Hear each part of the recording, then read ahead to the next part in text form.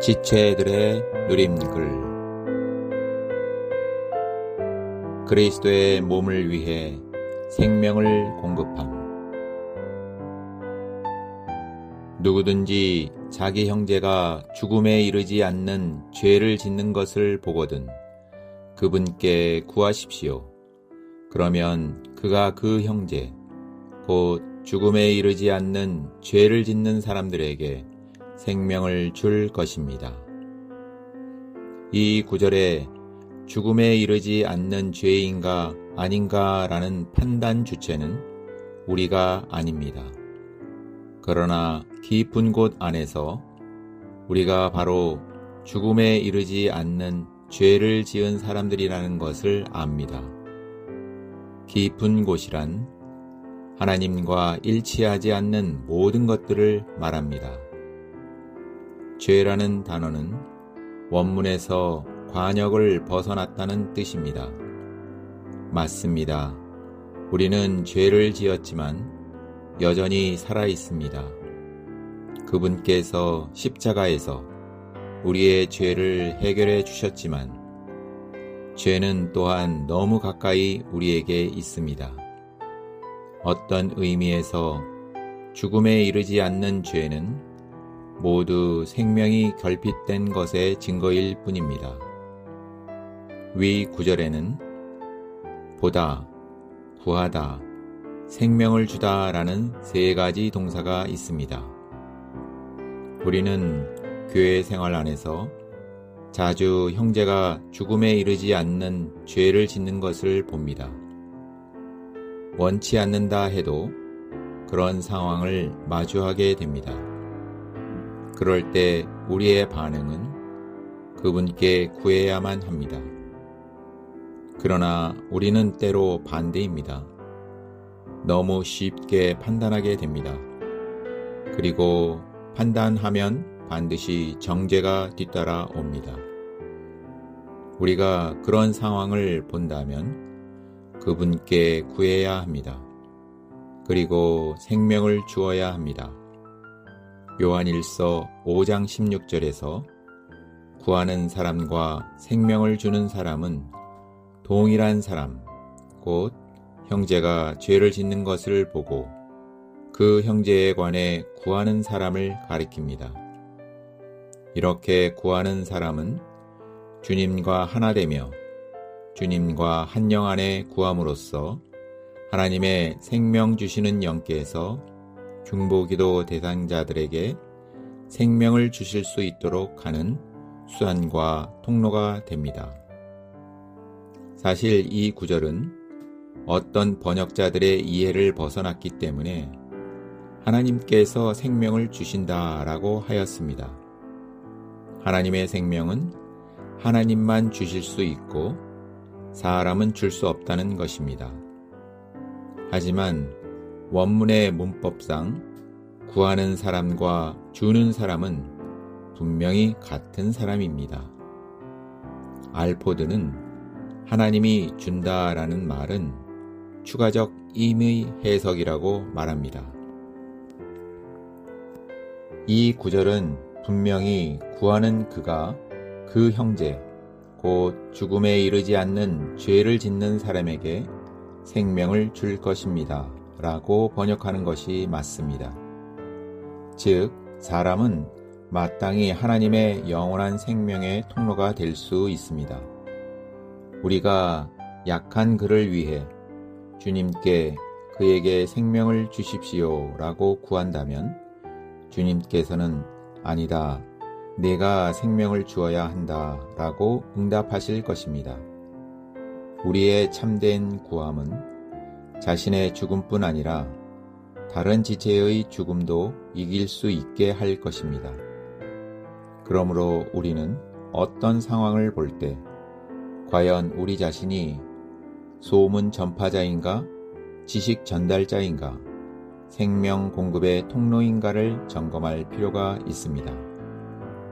영원한 생명은 바로 하나님 자신이 그리스도 안에서 그 영으로서 흘러나오신 것입니다. 즉, 흐르는 생명입니다. 우리는 마땅히 그분과 하나 되어 구함으로써 생명을 공급하는 통로가 되어야 합니다. 생명의 사역은 우리가 체험한 그리스도를 공급하는 것입니다. 어떤 문제된 지체를 보았을 때 우리는 분석하고 판단하여 문제를 해결하려고 하는 것을 내려놓고 생명을 공급할 필요가 있습니다. 생명 공급의 사역의 유일한 길이며 문제의 근본 원인에 대한 해결이기 때문입니다. 사역은 십자가의 일로 말미암아 산출됩니다. 십자가의 길에 의해 우리는 다른 이들에게 생명으로 공급할 수 있는 그리스도의 풍성을 갖게 됩니다. 우리가 얼마나 계시를 받고 우리에게 계시된 것으로 인해 얼마나 많은 고난을 받았는지가 풍성을 결정합니다. 고난을 달라고 구할 필요는 없지만 피하지만 않는다면 충분히 올 것입니다. 만약 고난을 회피하려 한다면 우리는 생명의 통로가 되지 못하고 소리나는 꽹과리가 될 수도 있습니다. 우리가 생명을 공급하고자 한다면 하나님을 부활의 하나님으로 알고 체험하고 얻어야 합니다. 부활의 하나님이 아니라면 생명을 공급할 수 없기 때문입니다. 그러므로 그분은 십자가를 통해 우리를 정결하고 끝내는 일을 하고 계십니다. 다만 기적의 하나님이 아니라 부활의 하나님께서 우리 안에서 일하실 때 그분의 생명과 본성은 우리 안으로 넣어질 것입니다.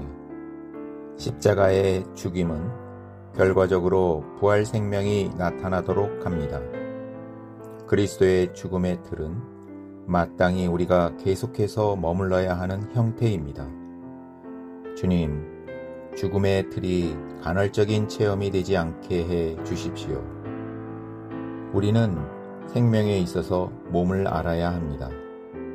그리스도의 몸은 우리 안에 생명으로 계신 그리스도에 의해 형성되기 때문입니다. 이 생명이 우리와 연합되어 그리스도의 몸이 됩니다. 우리는 우리 안에 있는 생명은 지체의 생명이 아니라 몸의 생명이라는 것을 알아야 합니다. 우리는 이 생명 안에서 모두 하나입니다. 이렇게 생명 안에서 하나 된 것이 그리스도의 비밀한 몸입니다. 생명에 있어서 몸을 아는 것은 우리가 생명을 체험하고 영적으로 성장한 결과입니다. 몸을 아는 것은 개인주의를 처리하는 것입니다. 몸을 아는 세 가지 증거는 우리가 개인주의적일 수 없다는 것, 몸 안에 있지 않은 사람들을 분별할 수 있다는 것, 몸의 질서 안에서 드러난 머리이신 그리스도의 권위를 인식한다는 것입니다. 우리는 또한 실행에 있어서 몸을 알아야 합니다. 그러므로 한 지방에 있는 교회는 다만 그리스도의 몸이 그 지방에서 표현된 것 뿐입니다. 우주적인 한 교회인 그리스도의 몸은 그리스도의 몸이 지방적으로 표현된 많은 교회들이 됩니다. 각 지방에 있는 교회는 그리스도의 유일하고 우주적인 몸의 일부, 곧 몸의 지방적인 표현입니다.